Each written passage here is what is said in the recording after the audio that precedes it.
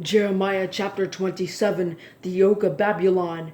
At the beginning of the reign of Zedekiah, son of Josiah, king of Judah, this word came to Jeremiah from the Lord. This is what the Lord said to me: Make chains and yoke bars for yourself and put them on your neck. Send word to the king of Edom, the king of Moab, the king of the Ammonites, the king of Tyre, and the king of Sidon, through messengers who are coming to Zedekiah, king of Judah in Jerusalem.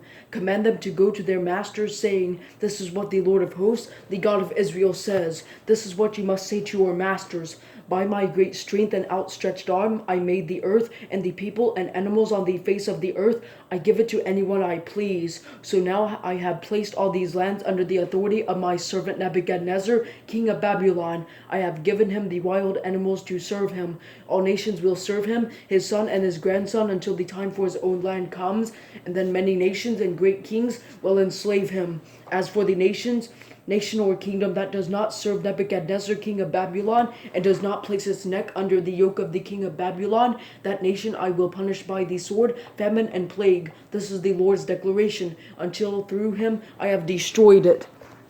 But as for you, do not listen to your prophets, diviners, dreamers, fortune tellers, or sorcerers who say to you, Do not serve the king of Babylon, for they prophesy a lie to you so that you will be removed from your land. I will banish you, and you will perish. But as for the nation that will put its neck under the yoke of the king of Babylon and serve him, I will leave it in its own land, and that nation will cultivate it and reside in it. This is the Lord's declaration. Warning to Zedekiah. I spoke to Zedekiah, king of Judah, in the same way. Put your necks under the yoke of the king of Babylon, serve him and his people, and live. Why should you and your people die by the sword, famine, or plague, as the Lord has threatened against any nation that does not serve the king of Babylon?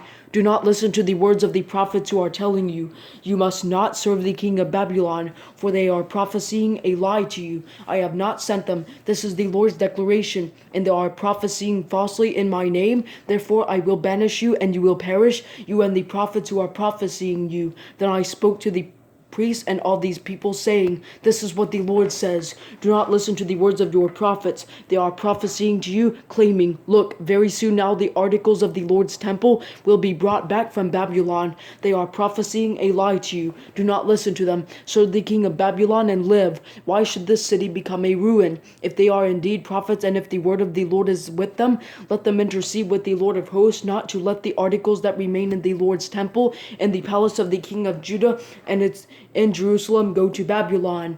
For this is what the Lord of hosts says about the pillars, the sea, the water carts, and the rest of the articles that still remain in this city. Those Nebuchadnezzar, king of Babylon, did not take when he deported Jeconiah, son of Jehoiakim, king of Judah, from Jerusalem to Babylon, along with all the nobles of Judah and Jerusalem. Yes, this is what the Lord of hosts, the God of Israel, says about the articles that remain in the temple of the Lord, in the palace of the king of Judah, and in Jerusalem. They will be brought to Babylon and will remain there until I attend to them again. This is the Lord's declaration, that I will bring them up and restore them to this place.